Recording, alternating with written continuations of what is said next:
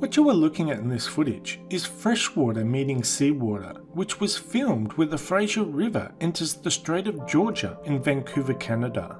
This is where the freshwater of the river, which is full of silt, meets the denser clear blue salt water of the ocean, making it look like there are two separate bodies of water not mixing. Now it may appear like the freshwater is pushing back the seawater and creating this boundary between the two waters, but that's not the case. The two waters are mixing, it just doesn't look like it. When the fresh water crosses the boundary to become salt water, it suddenly becomes very clear, which is why the boundary seems to exist between the dirty and clear waters. The brown murkiness of the river water is suspended sediments, which are silts and clays carried by the fresh water.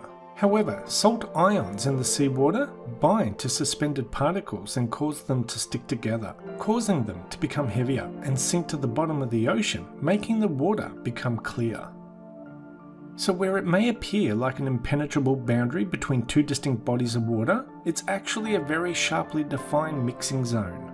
The lighter fresh water rises up and over the denser salt water, creating a boundary under the surface, where the particles are binding together and dropping down, forming a sediment layer, and mixing the two waters together. Now I have read many comments on videos like this, and it seems there are a lot of people who view this as a religious event, and there is even a reference in the Quran to an event like this.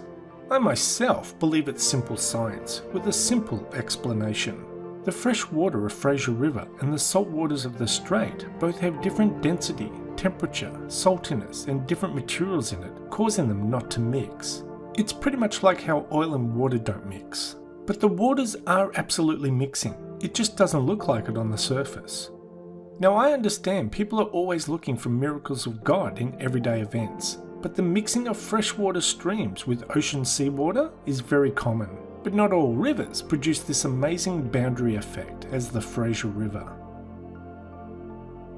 Anyway, that's the end of this video. Thanks for watching, and we'll see you next time. Bye bye.